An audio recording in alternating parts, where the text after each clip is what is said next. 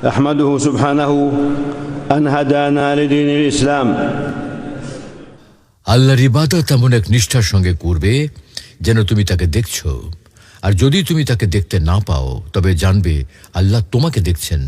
আল্লাহ সুবহানাহু ওয়া তাআলা বলেন, যারা সৎ কাজ করে তাদের জন্য আছে দুনিয়ায় মঙ্গল এবং আখিরাতের আবাস আরো উৎকৃষ্ট, আর মুত্তাকিদের আবাস কতই না উত্তম।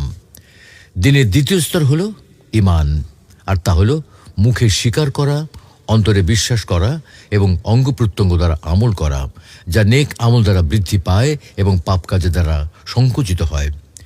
এর 70-এরও বেশি শাখা প্রশাখা রয়েছে, যার সর্বোচ্চ হলো লা ইলাহা ইল্লাল্লাহ এবং সর্বনিম্ন হলো রাস্তা থেকে কষ্টদায়ক বস্তু অপসারণ করা, আর লজ্জা হলো ঈমানের একটি বিশেষ শাখা।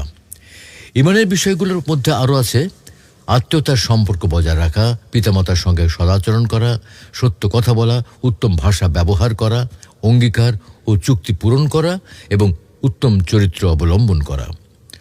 আল্লাহ সুবহানাহু ওয়া তাআলা বলেন, তোমরা আল্লাহর ইবাদত করো এবং কোনো কিছুকে তার সঙ্গে শরিক করো না। আর পিতামাতা, আত্মীয় স্বজন, ইয়াতিম, অভাবগ্রস্ত নিকট প্রতিবেশী, দূর প্রতিবেশী, সঙ্গী সাথী, মুসাফির ও তোমাদের অধিকারভুক্ত দাস দাসীদের প্রতি সদ্ব্যবহার করো।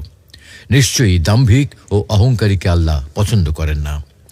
আল্লাহ আরও বলেছেন, হে মুমিনগণ, তোমরা অঙ্গীকারসমূহ পূর্ণ করো। তিনি আরও বলেছেন, আর আমার বান্দাদেরকে বলুন তারা যেন এমন কথা বলে যা উত্তম। নিশ্চয়ই শয়তান তাদের মধ্যে বিভেদ সৃষ্টির উস্কানি দেয়। শয়তান তো মানুষের প্রকাশ্য শত্রু। আল্লাহ আরও বলেন, ভালো মন্দ সমান হতে পারে না, মন্দ প্রতিহত করো উৎকৃষ্ট দ্বারা, ফলে তোমার সাথে যার শত্রুতা আছে সে হয়ে যাবে অন্তরঙ্গ বন্ধুর মতো। আর এটি শুধু তারাই প্রাপ্য হবে যারা ধৈর্যশীল ও এর অধিকারী, এবং কেবল তারাই প্রাপ্য হবে যারা পরম সৌভাগ্যের অধিকারী। এছাড়া ঈমানের অন্তর্গত বিষয়গুলোর মধ্যে রয়েছে বিপদ আপদে ধৈর্য ধারণ, নিয়ামত লাভের সময় শুকরিয়া আদায় এবং গুনাহ ও অবাধ্যতার পর তওবা ও অনুশোচনা করা। আল্লাহ সুবহানাহু ওয়া তাআলা বলেন, ধৈর্যশীলদেরকে কোনো হিসাব ছাড়াই তাদের প্রতিদান পূর্ণরূপে দেয়া হবে। আল্লাহ আরও বলেন, আর স্মরণ করো যখন তোমাদের রব ঘোষণা দিলেন, যদি তোমরা শুকরিয়া আদায় করো তবে আমি অবশ্যই তোমাদের প্রতিদান বাড়িয়ে দেব। তিনি আরও ইরশাদ করেন, তোমরা তোমাদের প্রতিপালকের নিকট ক্ষমা চাও এবং অনুশোচনার পরে তার দিকে ফিরে এসো, তাহলে তিনি একটি নির্দিষ্ট সময় পর্যন্ত তোমাদেরকে উত্তম জীবন সামগ্রী ভোগ করতে দেবেন, আর অনুগ্রহ লাভের যোগ্য প্রত্যেক ব্যক্তিকে তিনি তার অনুগ্রহ দিয়ে ধন্য করবেন। ঈমানের স্তম্ভ হলো 6টি, আর সেগুলো হলো আল্লাহর উপর, তার ফেরেশতাদের উপর, তার কিতাবের উপর, তার রাসূলদের উপর, আখিরাত দিবসের উপর এবং তাকদীরের ভালো মন্দের উপর ঈমান আনা। আল্লাহ তাআলা বলেন, বরং সৎকর্ম হলো ওই ব্যক্তির আমল যিনি আল্লাহ, শেষ দিবস, ফেরেশতাগণ, কিতাব ও নবীদের প্রতি ঈমান আনে। আল্লাহ সুবহানাহু ওয়া তাআলা আরও ইরশাদ করেন, নিশ্চয়ই আমি সব কিছু সৃষ্টি করেছি নির্ধারিত পরিমাপে, আর ঈমানের মাধ্যমে দুনিয়া ও আখিরাতের কল্যাণ লাভ করে মুক্তি ও সাফল্য অর্জিত হয়। আল্লাহ তাআলা বলেন, আল্লাহ মুমিন পুরুষ ও মুমিন নারীকে প্রতিশ্রুতি দিয়েছেন জান্নাতের, যার তলদেশ দিয়ে প্রবাহিত হবে নহরসমূহ, যেখানে তারা চিরস্থায়ী হবে। আরও ওয়াদা দিয়েছেন স্থায়ী জান্নাতসমূহের উত্তম বাসস্থানের, আর আল্লাহর সন্তুষ্টি সর্বশ্রেষ্ঠ এবং এটাই মহা সাফল্য। আল্লাহ আরও ইরশাদ করেন, যারা ঈমান এনেছে এবং তাদের ঈমানকে জুলুম তথা শিরক দ্বারা কলুষিত করেনি, নিরাপত্তা তাদেরই জন্য এবং তারাই হেদায়েত প্রাপ্ত। আল্লাহ আরও বলেন, নিশ্চয়ই আমি আমার রাসূলদেরকে এবং যারা ঈমান এনেছে তাদেরকে সাহায্য করব দুনিয়ার জীবনে এবং সেদিন যেদিন সাক্ষীগণ দাঁড়াবে। কাজেই আল্লাহর প্রতি ঈমান আনয়ন করার মধ্যে অন্তর্ভুক্ত হয় প্রতিপালক হিসেবে, সৃষ্টিকর্তা হিসেবে, জগতের পরিকল্পনাকারী হিসেবে এবং উত্তম গুণাবলী ও সুন্দর নামের অধিক হিসেবে তার প্রতি ঈমান আনা। তোমাদের রব সেই আল্লাহ যিনি আসমান ও জমিন 6 দিনে সৃষ্টি করেছেন, অতঃপর আরশে উঠেছেন। তিনি দিবসকে রাত্রি দিয়ে ঢেকে দেন এবং সেটি দ্রুত বেগে রাতকে অনুসরণ করে, আর তিনি সূর্য, চন্দ্র ও তারকারাজিকে তার আদেশের অনুগামী হিসেবে সৃষ্টি করেছেন। জেনে রেখো, সৃষ্টি ও কর্তৃত্ব সৃষ্টি এবং হুকুম শুধু তারই সৃষ্টি, যার হুকুম ও তার জগৎসমূহের প্রতিপালক আল্লাহ চিরমহিমান। তোমরা তাকে মিনতি ভরে সঙ্গোপনে ডাকো, নিশ্চয়ই তিনি সীমা লঙ্ঘনকারীদের পছন্দ করেন না।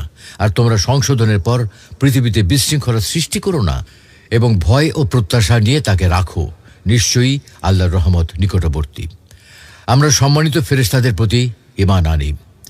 আল্লাহ তাআলা বলেন, আর ফেরেশতাগণ তাদের রবের প্রশংসা সহ তসবিহ পাঠ করে এবং পৃথিবীতে বসবাসকারীদের জন্য ইস্তেগফার করে। আমরা ঈমান আনি আল্লাহর কিতাব সমূহের উপর, যার উপর রয়েছে তাওরাত ও ইনজিল, আর আল্লাহ মহাগ্রন্থ আল কোরআনুল করিমকে পূর্ববর্তী সকল কিতাবের উপর ফয়সালাকারী বানিয়েছেন। আল্লাহ তাআলা আরও বলেন, আল্লাহ ছাড়া কোনো সত্য ইলাহ নেই, তিনি চিরঞ্জীব, সদা বিরাজমান। তিনি আপনার প্রতি সত্য সম্বলিত কিতাব নাজিল করেছেন, যা পূর্ববর্তী কিতাবসমূহকে সত্যায়নকারী। আর তিনি ইতিপূর্বে মানুষের হেদায়েতের জন্য তাওরাত ও ইনজিল নাজিল করেছেন, এবং তিনি ফুরকান তথা সত্য মিথ্যার মধ্যে পার্থক্যকারী মহাগ্রন্থ আল কোরআন নাজিল করেছেন। আল্লাহ অন্যত্র বলেন, আর আমি আপনার নিকট সত্য সম্বলিত কিতাব নাজিল করেছি, যা পূর্ববর্তী কিতাবের সত্যায়নকারী ও তার রক্ষক। আল্লাহ তাআলা বলেন, আমি আপনার পূর্বে রসুলগণকে তাদের কওমের নিকট প্রেরণ করেছি, তারা তাদের কাছে সুস্পষ্ট প্রমাণ নিয়ে এসেছিলেন। অতঃপর যারা অপরাধ করেছিল আমি তাদেরকে শাস্তি দিয়েছি, আর মুমিনদেরকে সাহায্য করার দায়িত্ব আমার নিজের উপর রেখেছি। আমরা শেষ দিবস অর্থাৎ কিয়ামত দিবস, প্রতিদান ও হিসাব নিকাশ দিবসের প্রতি এবং এতে থাকা আল্লাহর বন্ধুদের জন্য জান্নাত ও তার শত্রুদের জন্য জাহান্নাম নির্ধারণের বিষয়ে বিশ্বাস রাখি। আল্লাহ তাআলা বলেন, যারা তাকওয়া অবলম্বন করে তাদের জন্য পরকালীন ঘরেই উত্তম। তোমরা কি অনুধাবন করো না? আমরা ঈমান আনি যে আল্লাহ সকল ঘটনা দুর্ঘটনার ফয়সালা করেন। সব কিছু তিনি লৌহে মাহফুজে লিপিবদ্ধ করেছেন এবং সেগুলোর ইচ্ছা করেন ও তা সৃষ্টি করেন। আল্লাহ আরও বলেন, নিশ্চয়ই আল্লাহ তার আদেশ বাস্তবায়ন করবেন। অবশ্যই তিনি প্রতিটি জিনিসের জন্য একটি মাত্রা নির্ধারণ করে রেখেছেন। নবী সাল্লাল্লাহু আলাইহি ওয়াসাল্লাম ইসলামকে ব্যাখ্যা করে বলেন, ইসলাম হলো তুমি সাক্ষ্য দেবে যে আল্লাহ ছাড়া কোনো সত্য ইলাহ নেই এবং মুহাম্মদ সাল্লাল্লাহু আলাইহি ওয়াসাল্লাম আল্লাহর রাসূল। আর তুমি সালাত কায়েম করবে, যাকাত প্রদান করবে, রমাদানের সিয়াম পালন করবে এবং সক্ষমতা থাকলে বাইতুল্লাহে হজ করবে। আল্লাহ যখন তোমাকে সক্ষম বানাবে তখন তুমি বাইতুল্লাহে হজ করবে। সুতরাং আল্লাহ ছাড়া কোনো সত্য ইলাহ নেই। এই বাক্যটি অন্তর্ভুক্ত করে একথা বোঝানো হয়েছে, ইবাদত শুধু আল্লাহর হক, এর সামান্য কোনো অংশ আল্লাহ ব্যতীত অন্য কারো জন্য সম্পাদন করা যাবে না, ব্যয় করা যাবে না।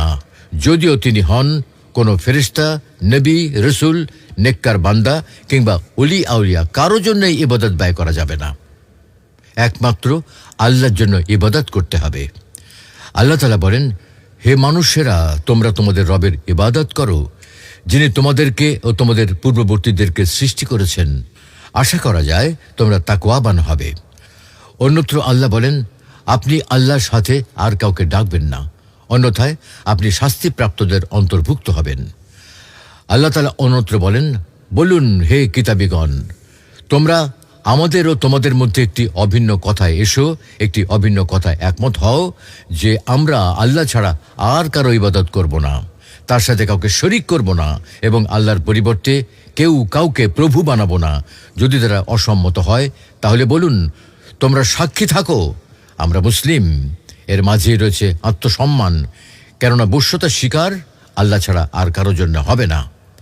আল্লাহ আরও বলেন, যদি আল্লাহ আপনাকে কোনো ক্ষতির ছোঁয়া লাগান তাহলে তিনি ছাড়া তো আর তো দূর করার কেউ নেই।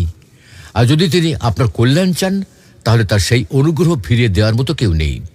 তিনি বান্দাদের মধ্যে যাকে ইচ্ছা কল্যাণ দান করেন, কারণ তিনি ক্ষমাশীল, পরম দয়ালু। আর মুহাম্মদ সাল্লাল্লাহু আলাইহি সাল্লাম হলেন আল্লাহর রাসূল। এই সাক্ষ্য অন্তর্ভুক্ত করে তার আদেশ পালনে আনুগত্য করা, তার আনিত সংবাদে তাকে সত্যায়ন করা এবং তার রবের ইবাদতের ক্ষেত্রে তার দেখানো পদ্ধতিতে চলা, এই সবই অন্তর্ভুক্ত করা হয়েছে। কাজেই আল্লাহর ইবাদত করা হবে শুধু সেই পদ্ধতিতে, আল্লাহর ইবাদত শুধু সেই পদ্ধতিই করতে হবে যা রাসূল সাল্লাল্লাহু আলাইহি সাল্লাম নিয়ে এসেছেন। রাসূল সাল্লাল্লাহু আলাইহি ওয়াসাল্লামের তরিকা অনুযায়ী ইবাদত করতে হবে। আল্লাহ সুবহানাহু ওয়া তাআলা বলেন, তোমাদের নিকট তোমাদের মধ্য হতে একজন রাসূল এসেছেন, তোমাদের কষ্টকর বিষয় তার জন্য দুঃসহ, তিনি তোমাদের ব্যাপারে আগ্রহী, মুমিনদের প্রতি তিনি স্নেহপরায়ণ, রহমদিল। আল্লাহ তাআলা বলেন, অতঃপর কোনো বিষয়ে তোমাদের মধ্যে মতভেদ ঘটলে তা উপস্থাপিত করো আল্লাহ ও রাসূলের নিকট। যদি তোমরা আল্লাহ ও আখিরাতে ঈমান এনে থাকো, এই পন্থাই উত্তম এবং পরিণামের শ্রেষ্ঠতম। মুহাম্মদ সাল্লাল্লাহু আলাইহি ওয়াসাল্লামের ওপর প্রেরিত রিসালাতের শিক্ষায় রয়েছে, এটি উম্মার মধ্যে বিরোধ দূর করে এবং শরীয় জ্ঞানের উৎসকে একীভূত করে। এর মাধ্যমে ইবাদতগুলো একত্রিত হয় এবং সেগুলো পালন পদ্ধতিতে ভিন্নতা দূর হয়। ফলে কিতাব ও সুন্নাতে যা উল্লেখ নেই এমন পদ্ধতিতে আল্লাহর ইবাদত করার মতো বিদআত থেকে মুক্তি পাওয়া যায়। এভাবে সৃষ্টি জগৎ ঐক্যবদ্ধ হয় এবং হৃদয়সমূহ সম্প্রীতিতে ভরে ওঠে। ইসলামের দ্বিতীয় স্তর হল সালাত কায়েম করা, যা বান্দা ও তার রবের মধ্যে সম্পর্ক স্থাপন করে, তার মুক্তির কারণ হয়, তার সময়কে সুশৃঙ্খল করে এবং বান্দাকে তার রবের তত্ত্বাবধান অনুভব করার পথ করে দেয়। এভাবে সে দায়িত্ব ও কর্তব্য পালনে প্রশিক্ষিত হয়। সালাতের মধ্যে রয়েছে বাহ্যিক ও আভ্যন্তরীণ পবিত্রতা এবং আধ্যাত্মিক ও শারীরিক পরিচ্ছন্নতা। আর জামাতে সালাত সমাজের বন্ধন দৃঢ় করে এবং পরস্পরের মধ্যে ভালোবাসার সৃষ্টি করে। আল্লাহ তাআলা বলেন, তোমরা সালাতের হেফাজত করো, আল্লাহর সামনে বিনয়ের সাথে দাঁড়াও। তিনি আরো বলেন, নিশ্চয়ই নির্ধারিত সময়ে সালাত কায়েম করা মুমিনদের জন্য অবশ্য কর্তব্য। অন্যত্র আল্লাহ বলেন, নিশ্চয়ই সালাত বিরত রাখে অশ্লীল ও মন্দ কাজ থেকে। আল্লাহ আরো বলেন, অবশ্যই সফলকাম হয়েছে মুমিনগণ যারা তাদের সালাতে ভীত অবনত। তিনি আরো ইরশাদ করেন, হে মুমিনগণ, যখন তোমরা সালাতের জন্য দাঁড়াও তখন তোমরা তোমাদের মুখমণ্ডল, হাতগুলো কোনই পর্যন্ত ধুয়ে নাও এবং তোমাদের মাথা মাসা করো, পায়ের টাকনু পর্যন্ত ধুয়ে নাও। আর যদি তোমরা অপবিত্র থাকো তবে বিশেষভাবে পবিত্রতা অর্জন করো।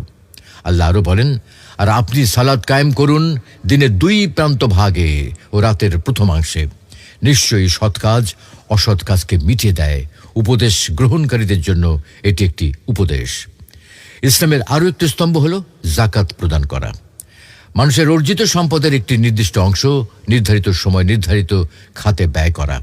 এতে সমাজের কল্যাণ হয়, অর্থনীতির গতি বৃদ্ধি পায়। এতে রয়েছে মনকে কৃপণতা, লোভ ও স্বার্থপরতা থেকে পবিত্র করার শিক্ষা এবং নিজেকে দান দক্ষিণার প্রশিক্ষণ দেওয়া। এছাড়া এটি অভাবীদের প্রয়োজন মেটায়, সামাজিক বন্ধন শক্তিশালী করা ও সমাজের সদস্যদের মধ্যে ভালোবাসা ও সম্প্রীতি গড়ে তোলার মধ্যে দিয়ে সামাজিক সংহতি অর্জনের কার্যকরী উপায় হিসেবে কাজ করে যাকাত। আল্লাহ সুবহানাহু ওয়া তাআলা বলেন, আর তোমরা যাকাত দাও এবং তোমরা উত্তম কাজে যা কিছু নিজেদের জন্য পেশ করবে আল্লাহর কাছে তা পাবে। নিশ্চয়ই তোমরা যা কিছু করছো আল্লাহ তা দেখছেন। তিনি আরো বলেন, আমার রহমত সব কিছুকে পরিবেষ্টন করে আছে, অতএব যারা তাকে অবলম্বন করে যাকাত প্রদান করে এবং আমার আয়াতসমূহে বিশ্বাস করে আমি তাদের জন্য তা লিপিবদ্ধ করে রাখব। তিনি আরো বলেন, আপনি তাদের সম্পদ থেকে সাদাকা গ্রহণ করুন, এর দ্বারা আপনি তাদেরকে পবিত্র করবেন এবং পরিশোধিত করবেন। আল্লাহ সুবহানাহু ওয়া তাআলা আরো বলেন, শুধু ফকির মিসকিন কাজে নিযুক্ত কর্মচারীদের জন্য তাদের অন্তর আকৃষ্ট করতে হয়। যাদের অন্তর আকৃষ্ট করতে হয় তাদের জন্য দাস মুক্তিতে, ঋণে ভারাক্রান্তদের জন্য আল্লাহর পথে ও মুসাফিরদের জন্য এটা আল্লাহর পক্ষ থেকে নির্ধারিত, আর আল্লাহ সর্বজ্ঞ প্রজ্ঞাময়। اللهم اغفر ذنوبنا، اللهم اغفر ذنوبنا، اللهم اغفر ذنوبنا ويسر امورنا واشرح صدورنا ونور قلوبنا واختم بالصالحات اعمالنا واجالنا. اللهم اغفر ذنوبنا ويسر امورنا واشرح صدورنا ونور قلوبنا واختم بالصالحات اعمالنا واجالنا واصلح ذرياتنا وادخلنا الجنه واعذنا من النار. اللهم تقبل حجنا، اللهم تقبل حجنا وطاعاتنا وصالح أعمالنا. اللهم وأعنا على ذكرك وشكرك وحسن عبادتك. اللهم إنا نسألك العفو والعافية والمعافاة الدائمة في الدين والدنيا والآخرة. اللهم إنا نسألك العفو والعافية والمعافاة الدائمة في الدين والدنيا والآخرة. اللهم أصلح أحوال المسلمين، اللهم أصلح أحوال المسلمين، اللهم أصلح أحوال المسلمين، اللهم ألف بين قلوبهم وتولى جميع شأنهم وازرع المحبة فيما بينهم. اللهم كن لإخواننا في فلسطين، اللهم كن لإخواننا في فلسطين، اللهم تولى شأنهم، اللهم تولى شأنهم، اللهم أطعم جائعهم واكس عاريهم وآوي طريدهم واجبر كسيرهم وآمن خائفهم واكفهم شر أعدائهم. اللهم انصرهم على عدوك وعدوهم، اللهم انصرهم على عدوك وعدوهم بقوتك وعزتك يا قوي يا عزيز. اللهم وفق ولاة أمور المسلمين، اللهم وفق ولاة أمور المسلمين لكل خير واجعلهم من أسباب الهدى والتقى.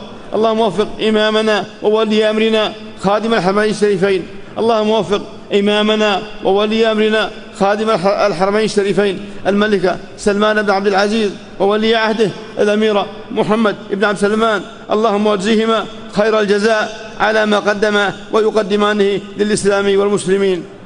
ربنا آتنا في الدنيا حسنة، ربنا آتنا في الدنيا حسنة وفي الآخرة حسنة وقنا عذاب النار.